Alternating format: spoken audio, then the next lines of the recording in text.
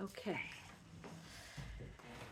So this week's parsha is Parshas Tissa, and it means when you will lift up. It's talking about at the very beginning of the parsha is a census that was taken, and each person had to give a half a shekel, a half a machatzis a shekel of silver, a half a shekel of silver. But the reason for it was in order to count all the Jewish people. Now, this week's parsha also is going to be a very devastating event, the event of the golden calf. So it's interesting, the word kisisa also means not only like lifting, it means counting, it refers to the counting, the census that was done, but it means lifting up each person.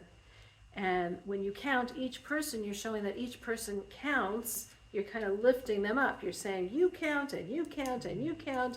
And not only do you count, but every person had to give the same amount. This half a shekel of silver was used in the Mishkan.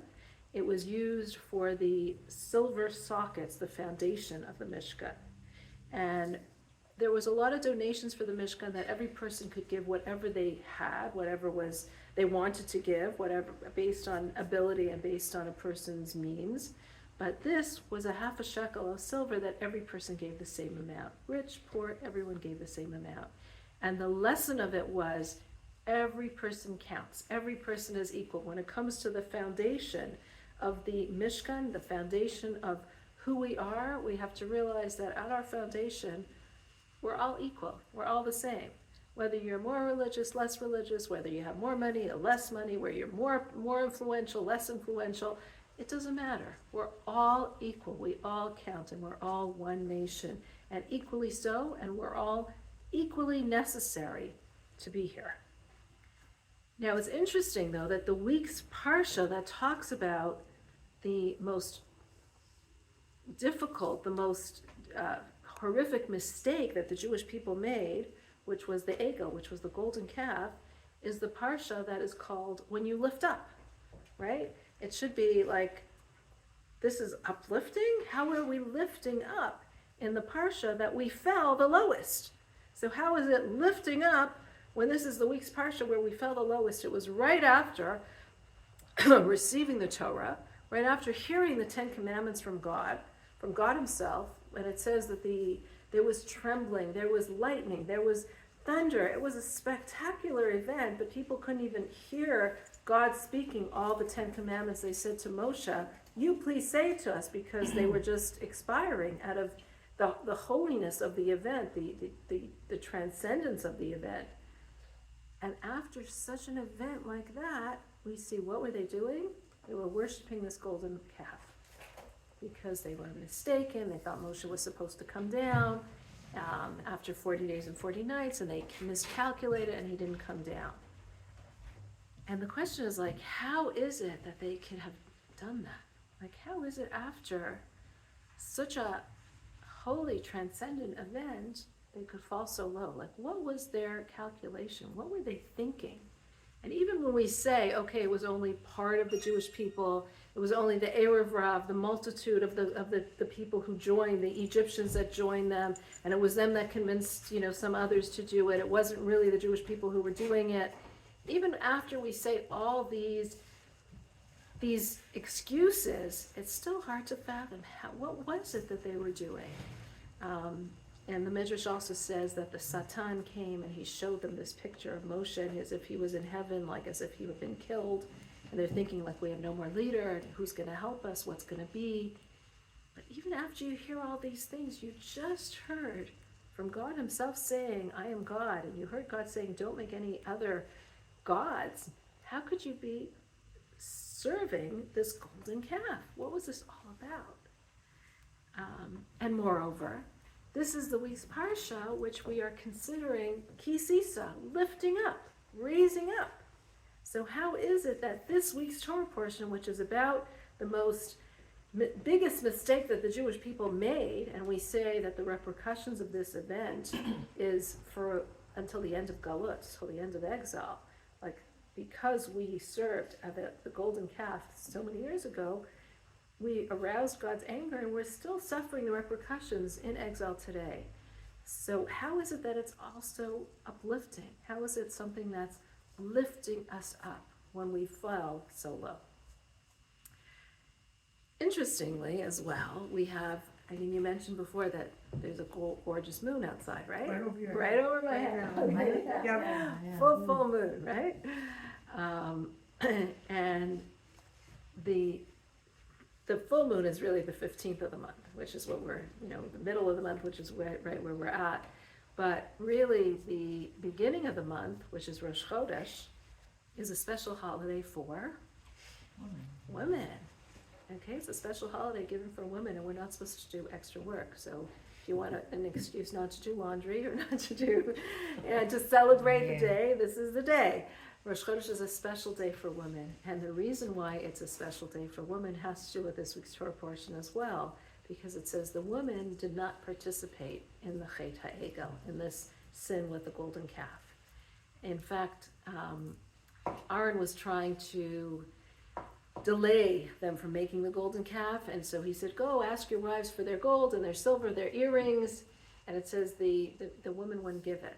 The women were refusing to give it, so much so that the men just took their own things, their own stuff, but the women were refusing. They said, we're not being a part of it.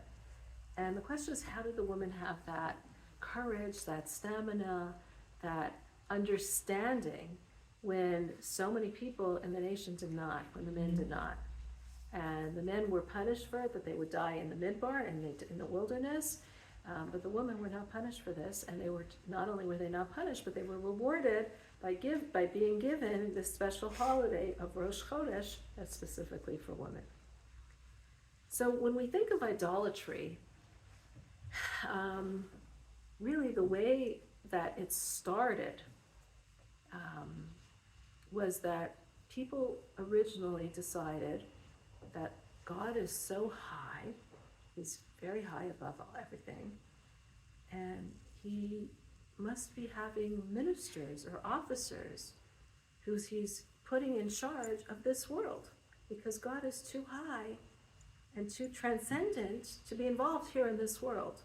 So he'll choose the sun or the moon or astrology or nature or different forces or different angels or different representatives, and these are the representatives that are going to govern different aspects of this world.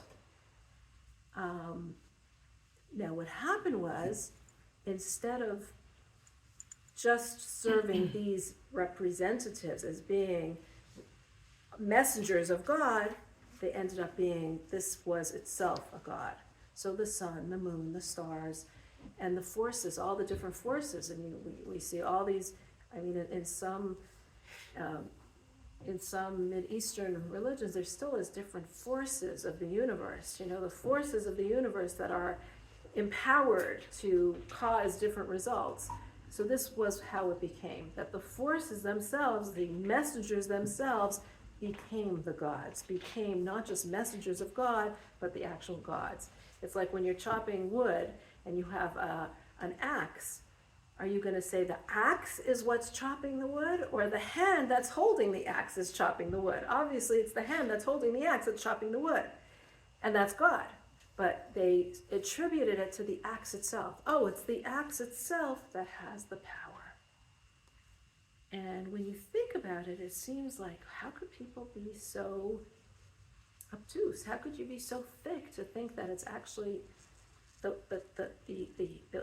axe that's chopping the tree, not the hand that's actually holding the axe? But let's take a step back and think about, in our own lives, do we attribute control to other things around us? When's the last time that you felt that someone had control over you, or control over a situation or a circumstance? When have you felt, I have to impress this person because my whole life, my whole destiny, my whole future is in this person's hands, right? Or when did you feel, the stock market is what is going to determine my future? Whether I lose or win, it's the stock market, or the real estate market. Okay, rather than realizing that all of these things are in the hands of God. If God wants me to have, I will have. If God does not want me to have, I won't have. God has many messengers of how he can do things. But if I'm supposed to have, it's in God's hands. Or how many times have we felt that different people have harmed us? Someone insults you. Someone does something bad to you. Someone harms you. Any of you ever have people who harm you? Yes. Okay. The truth is, and this is what the Baal HaTanya, the author of the Tanya, of Shneur Zalman of Liadi, tells us, that really when a person gets angry, it's like we're serving idols. Why? If I get angry at somebody? Because really, you're getting angry at somebody for doing something against you. But the truth is, it's not them who did something against you. It's God wanted you to suffer for whatever reason. That person was a messenger who God sent. Now, we're not saying that that person isn't guilty of what they did. They're definitely guilty. But the guilt that they are having is between them and God. That's something that they're going to have to answer. The pain, though, that I suffered is something that, for whatever reason, I was destined to suffer this pain. God wanted me to suffer this pain for whatever growth I'm supposed to have, for whatever maturity I'm supposed to have, for whatever journey whatever spiritual journey I'm supposed to undergo. So when we get slapped in the face, so to speak, whether it's actually a physical slap or whether it's somebody who hurts us in some way, the slap was something that I'm supposed to have. I was supposed to have that difficulty in life. I was supposed to have that rejection in life. I was supposed to have that pain that happened to me. Why? Because I'm supposed to grow in some way because of it. We don't always know why we're supposed to have something. The fact that that person was the one who was the messenger to give that punishment to me means that that person was a messenger of God. And obviously, they did something wrong. They did something horribly wrong, but they couldn't have done it had I not been needing to experience that. And that's like a really wow kind of way of looking at things, that it's no one has any power over me unless God wanted that to happen to me. No one can do anything negative towards me unless this was ordained by God, unless God wanted it. That doesn't mean, again, that the person is absolved from punishment. And that doesn't mean that people who do horrible things should not be punished for it. Yes, they definitely should be, and that's wrong. But the reason why I had to undergo that is not because of that person, but it's because some reason, somehow, God wanted me to undergo that difficulty. And this is really like, it's a wow way of looking at the world and at life and at situations and even evil in this world, where we're really saying evil is really, for some reason, God wanted it to happen in this way. Obviously to teach us something and to train us into doing something better and for us to grow because of it. But for some reason it happened. It can only happen when God so decrees it. And this is really a mind-blowing idea, that you're thinking that, we often get so angry at this person for doing that to me, or that person for causing me pain in such a way, or someone spreading a rumor about me, and how dare they, or a member of our family, how dare they? And it's fine to say, how dare they? But at the same time, we have to realize, and there definitely needs to be punishment for that person who's doing it because they chose to be the messenger. But it could not have happened had God not decreed that this is what I have to go through. And that's really what this idea of avodah zarah, of these strange gods, is. The strange gods means that it's not messengers of God who are determining my future. It's not messengers of God who are determining how things are going to happen, but God himself. God himself who's deciding what happens to me. Now, what happened with the golden calf is the people said, well, we came out of Egypt, and this was again the Erev Rav, which is the group of Egyptians who joined the Jewish people, and they were steeped in idolatry. And they said, well, it's not God who overcame the Egyptians. It was the astrological sign of Aries, which is Nisan, which is in the month of Nisan, that somehow got overcome by the Jewish people. But now we're going on to the next sign, which is Taurus, right? Right after Aries is Taurus, and Taurus is a calf. Taurus is a bull or a cow. And so therefore, let us make this golden calf, because this golden calf represents the power that overcame the Egyptians, the Aries, in the month of Nisan. So we have to serve this calf because this is, or this bull, because this is now who is in charge. Not God. It's not God who did it, but it's this, the power lies with this sign, this astrological sign. And that's how they got the Jewish people to sin with a golden calf, to serve. That's why was a golden calf. And of course, the mistake, though, is that even though God has various messengers, it's God himself who's running the show. And why didn't the women do this? Why weren't the women part of this? The women were not part of this because women naturally feel the imminence of God, that God is here with me.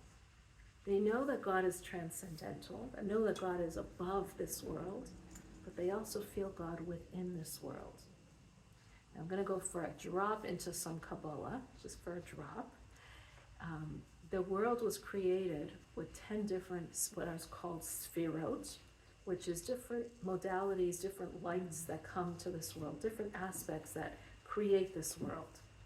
And these modalities are present in a person as well. We model those exact modalities. So there's the cognitive modalities, the chachma, bina, das, the way that we think. There's the emotive abilities, which is chesed, kindness, gevura, discipline, tiferes, beauty that mixes together. And then there's netzach, hod, yesod. And then there's also the last ones, which is malchus. So when we look at these modalities, the emotive ones, the emotive and functional ones that are used to create the world, give a little color to the world, different color, different ways of God infusing his personality, his creative personality into this world. And those are different colorful ways that we look at this world. However, all those creative aspects of this world have to go through Malchus, which is the final of the Sphirot. This is the 10th of the Sphirot, in order for the world to then come into being. And this is reminiscent of the biological way that a woman has a child. The masculine implants the sperm into the egg of the woman, and the woman's womb, the malchus, which represents the womb of the woman, causes this, brings together all the different aspects, all these different parts, and creates a child which is birthed into this world. On a spiritual level, what's happening is these spiritual forces, these six different spiritual forces, which each impart a different character or personality or color to this world. And before they come into this world, they have to descend through the birth canal, so to speak, of Malchus, which is royalty, which is the feminine aspect of creation, which takes all these different qualities and puts them all together and then births the child into this world. Now, men are representative of these 6 different spheres, these 6 different modalities, these 6 different qualities and characteristics that are very different, that bring that color into the world, but that have to go through Malchus, the feminine, the woman, the womb of the woman, in order to be brought into this world. How does this relate to what we're talking about? And again, if this is a little, too much, don't worry about it. Like, let's just go past it. We're going to apply this. Okay? So what we're getting into is that men have less of a sensitivity to actually seeing God in the actual presence of this world. Women are very present. We see God in all of our activities throughout this world, throughout the day. And that's why you'll find women talking to God throughout the day. God, I need your help with this. Or God, help me we're taking care of the babies or the children, or we're taking care of our day-to-day, and we're talking to God constantly. It's natural. It's a very natural thing for a woman. We see spirituality not in leaving this world, but in this world. We see helping a child, taking care of a child, wiping a child's tear as the most spiritual act that we can do, rather than going and sitting and learning and with a book and meditating somewhere. We see actually physically hands-on in this world as the most spiritual, godly acts that we can be doing. And we're more sensitive to that than the men are, because of that spiritual makeup that we just spoke about. Because women are involved with birthing these modalities into this world, we see God's presence in this world, in every aspect of this world. We look at things around us in our day-to-day. We don't need to go to the synagogue to pray. We're praying constantly. I mean, obviously it's nice to go to the synagogue, and we should go to the synagogue when we can, but we don't even need a siddur, a prayer book, to pray. We're constantly saying prayers in our own words. And there's a whole book called Chinot of women throughout the ages who had all these personal prayers that they made up, not prayers that were instituted in a formal way, but informal prayers that they said throughout their day for all kinds of occasions, because we see God in all kinds of occasions. And that's a very feminine way of looking at things. So women who are more attuned to seeing God in the everyday to-day aspects of our lives couldn't take this ideology of God being just in the heavens and not here in the world, and just having different messengers in this world. But women understood, no.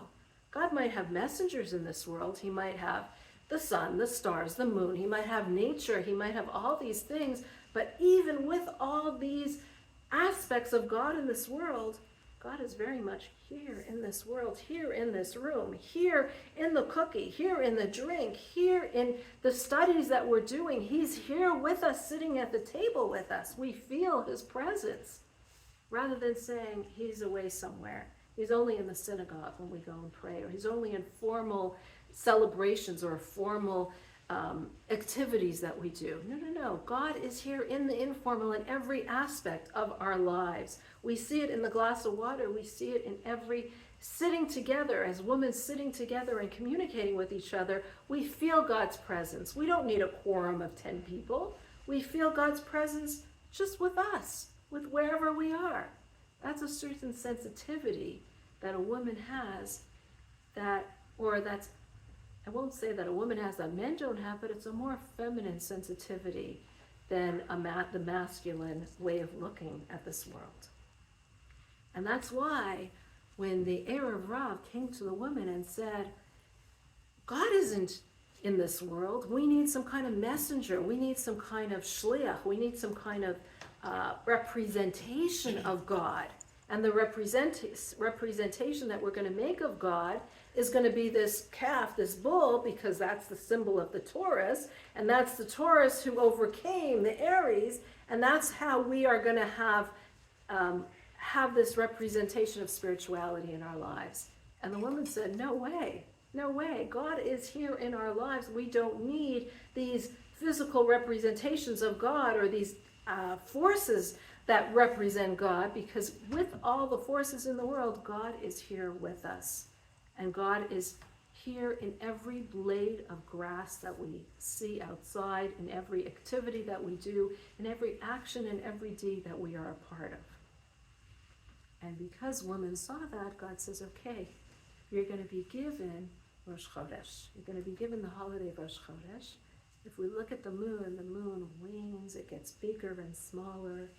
It gets small, small, small. At the very beginning of the month, it suddenly appears. It grows, grows, grows until now it's the big moon that's outside, and then it gets smaller and smaller and smaller again until it really disappears, and then Rosh Chodesh is again when it reappears.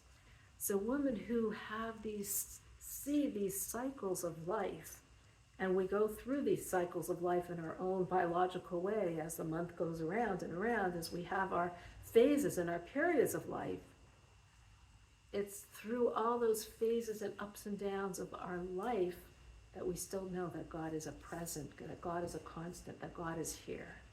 And the women who feel that constant, despite whether it's a big moon or a small moon or a disappearing moon, we still feel God's presence, just like we feel God's presence in every area of our lives. We're more sensitive to see it in the blade of grass, in the sun that's shining outside, in the cashews that are on the table, or in the candies, or in the water that's in front of us. We feel God is here with us. I mean, obviously we need to cultivate this feeling, but that sensitivity is a stronger sensitivity that women have. And that is why the women did not succumb to the argument of let's go serve the golden calf. Now let's get back to the fact, though, that this week's Torah portion is called Tissa, which means lifting up. And how is it that a sin like the golden calf, such a horrific mistake that it says had repercussions for all times, how could such a horrific act be something that we consider that's placed in the parsha that's called lifting us up? And the answer to that is that we have to realize that it's sometimes our mistakes that we make that make us into the people that we're meant to be. It's those falls that we have, those struggles that we have, and failures that we have that actually develop us into the greatest people that we can be. So we look at it as, oh, it's only when we have successes that we're really becoming who we want to be. And no. It's often when you fall the lowest and when you fall the hardest that there's suddenly an awakening and you realize, hold on, is this really where I want to be? And that's really the idea of teshuvah. When a person realizes, I just did that? I can't believe I did that. You're in a relationship and you just hurt the person who means the most to you. You suddenly say, hold on, I have to evaluate this whole relationship. Where is it going? Why are my actions leading me in this way? I have to reevaluate how things are going, and I have to look deeper into the relationship and see that this relationship means so much more to me than these actions that I've just done, which were horrific. Or if someone hurts me and they apologize, you're in a relationship with a spouse, and the spouse just does something terrible. He insults you terribly. How can the relationship survive? When you dig deeper and deeper and deeper into the relationship than the words that were said or the actions that were done. And you realize that the relationship means more to me than what was said or what was done. But I have to dig very deep in order to find that. And similarly with God, when we fail and we stray from God, then we have to dig deep into ourselves and say, hold on, what does this relationship really mean to me, this relationship that I have with God? And I have to look and reinvestigate, what is this relationship?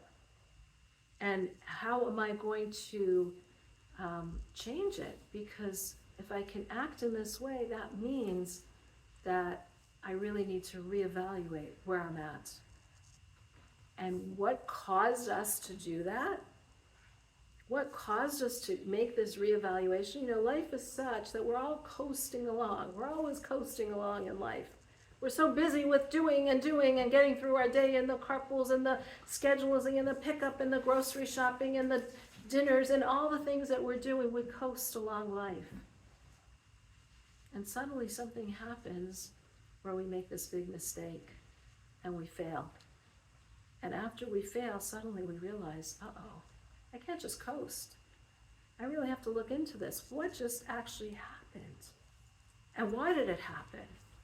And that reevaluation process is what actually helps us to stop coasting, to stop taking things for granted, to stop just living on autopilot, and to start thinking about what really means, what's important in my life. And when we do that, we change. We become the person who we're meant to be. So in truth, it was that mistake, that failure, that really caused us to stop, to evaluate, to stop coasting, to really evaluate what is happening in our lives. And that is why this week's Parsha is called Tissa. Even though it's the most difficult sin that we've done as a people, as a nation, how we failed after such a momentous event of Har Sinai, but this is something that has lifted us up. This caused us to be lifted up. And afterwards, after Moshe actually prays for us and gets our forgiveness, God says to him, now it's your turn to psal lecha shnei luchos, carve out the second tablets. And those second tablets are going to be made by you, because I want you to be involved in the process. I want you to be more involved. This isn't just something that I'm giving you, but this is a way that you can contribute to it. You can be a part of it. And that's what mistakes do. They help us to realize how we need to be not just a passive partner coasting along in this relationship, but we need to be an active participant. And that's how things have changed after the Egel, after the golden calf. We changed in our relationship. God showed us what repentance is all about and how repentance can really do something that we would never have without it. And that is to lift us up even higher than we ever were. Lift us up and help us reevaluate the relationship so we put it on a better track than what it ever was. Because we start evaluating our purpose and meaning in life, and we get back on track. Rather than coasting, we become an active participant in it. And that's why this week's Parsha is called Tissa, lifting us up. And really, we see a few aspects of this lifting us up throughout the weeks, throughout this Torah portion. We said at the beginning, it was a half a shekel that every person was given to show every person counts, every person is meaningful, every person donates the same amount for the foundation, because at heart, at our essence, we are all one and we are all equal. We are all the children of Sarah, Rebecca, Leah, Rachel, Avram, Yitzchak, Yaakov. We are all the same. At our foundation, we're all the same. It doesn't matter if you're rich or you're poor, your social standing, your level of observance, or whatever else. We always put these boxes in our society. We're all the same. We're all equal. We all matter. Another thing in this week's Torah portion is it says the people who should be fashioning the vessels of the Mishkan, of the tabernacle, are Bezalel and Ahaliav. And Bezalel was from the tribe of Yehuda, and Ahaliav was from the tribe of Dan. And it's putting these two different tribes together as from these representatives of Bezalel and Ahaliav, showing that the highest tribe, which was Yehuda, and what was considered the lowest tribe, which was Dan, are both working together. There's no high and low in Judaism. Everyone has a place. Everyone can be equal. Everyone has a position to help and to grow and to give. And one last thing in this week's Torah portion is also the ketores, which was the incense that was made of all these different spices that had beautiful, beautiful fragrance. It was supposed to be a very beautiful fragrance that was used in the temple on Yom Kippur, but also during any time that the sacrifices were given. And the simple reason why is because when you take sacrifices, and you slaughter them, it smells pretty bad. And we didn't want the Mishkan to smell bad. So we had these incense offerings that were beautifully smelling, and it made a beautiful smell in the Mishkan and later on in the Beit HaMikdash. But a deeper reason here is that when we give a sacrifice, we're given an atonement. We're saying we're sorry for something that we did. And there's this smell when we do something wrong. There's a smell of negativity. There's something bad that we did. It's figuratively, there's this smell. There's this something that doesn't smell good.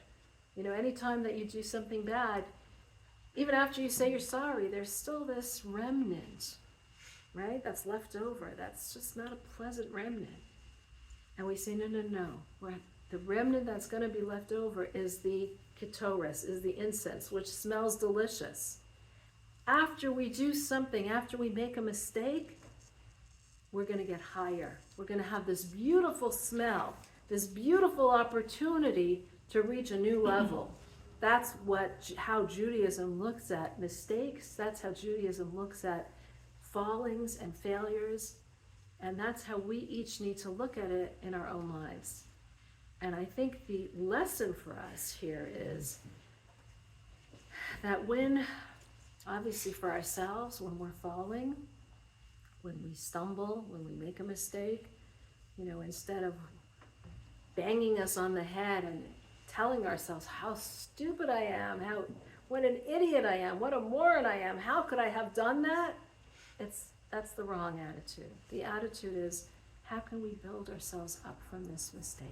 How can we learn from this mistake to change directions, to become better, to change our lives in a positive way? Rather than beat ourselves up for mistakes that we make, let's channel that to seeing how can we find the Tissa, the lifting up.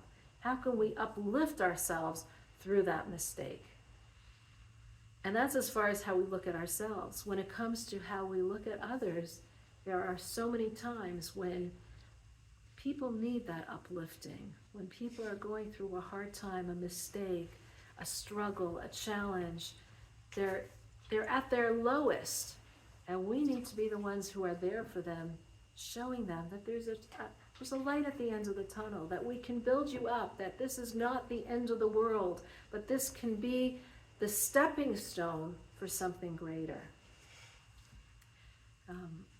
Just over Shabbos, my son was mentioning that he was learning in therapy about this therapist who had this woman there who was abused as a child. And he kept asking her in different ways about the abuse that she went through. And each time, she didn't want to talk about it. And he thought, okay, he's almost ready to continue the therapy, obviously, but this is an area where she's not ready to speak about. And after one session, she left him a note on his desk, and she said to him, look at the note when I leave. And the note said, thank you for asking. Please don't stop asking, even if I'm not ready to answer. And that was just the beauty of it, that don't stop asking. I'm not ready yet to talk about it, but the fact that you keep asking shows that you care. The fact that you keep on asking the questions, one day I'll be ready to do it. And when we can give people that feeling that we care, we're there for you, that we want to uplift you, even though you're going through something difficult now, we believe in you. We believe, might not be now, it might be sometime in the future, but we believe that you'll get there. We keep asking the questions. We keep asking, or keep on showing up for them, showing that we care. And I'll just end with a story that happened with my father. When during the Shiva, we were hearing about this individual who came to see my father, and he had a lot of questions about Judaism, about life, about fairness. He was a 19-year-old, and his 24-year-old cousin had passed away. And the 24-year-old cousin happened to be religious. He's the only religious person in his family. And he's this 19-year-old who's not religious, and he's looking and he says, this is God? A 24-year-old, the guy that became religious, is the one that passes away through some kind of accident or something? He couldn't understand, how could that happen? So he decided to write a letter to the Lubavitcher Rebbe, because someone told him, ask the Rebbe, the Rebbe's the only one that can answer. And he didn't know who the Rebbe was, but he gets the address, he writes a letter. He says he wrote the letter on a Thursday, and he got an answer on Monday. He says there's no way that he could have gotten the answer, without the Rebbe knowing his question in advance. Just no way. And the answer that he got was, you're asking a lot of good questions. I can't answer them in a letter. So what I want you to do is go to 44 Edinburgh Drive, which was the Chabad house in Toronto that my father had built. Go there, they'll have answers for you there. So he went into the Chabad house, and there's a few different people there, and he says, look, I got this letter from the Rebbe, and when they see this letter, they're like, oh, this isn't a VIP, because you got a letter from the Rebbe. So they start asking him, what's the questions that you have? And he starts telling them, and they say, you know what, this is above our pay grade. But soon the Rabbi Shochet, is going to be coming. He'll help you. Wait for him and he'll help you. And sure enough, my father came a little while later, and the man starts asking him his questions. And my father says to him, okay, we've got a lot of work to do. And from that day on, they started learning year after year, day after day, for years. They started learning together. And in one of the learning sessions, he said he was learning with my father. The man is now religious, with a religious family and all, and he does a lot of acts of chesed and kindness. Those are its own stories. But one of the sessions that he was learning with my father gets a call from a woman who calls and says that she is ready to end it all. She says her life is horrible, she's ready to end it all. But she felt that she really wanted to say goodbye to him, because he's the only one that cares. So she's calling him to say goodbye. So he says to her, I'm really sorry, but you know what? You have to say goodbye in person. Wait, just wait, and I'll say goodbye in person. I'm on my way. And of course, he tells the guy who he's learning with, call 911, and he runs off to the lady's house, and he helped her to avoid suicide because of that. Mm. But the point is, let's be that person that people can call. Let's be the person, I thought you were the only one that would care, so I had to say goodbye to you. Let's be that person that can uplift somebody in their hardest moments, because that's what this week's Torah portion is really teaching us. In our hardest moments, even when we are culpable, even when we make the worst mistakes possible, which we're punished for till today, by the way, but even those mistakes can be opportunities of lifting us up and opportunities of growth. And those are the key Tissa moments. Those are the moments where we can become really the people that we're meant to be. And that's the message for this week.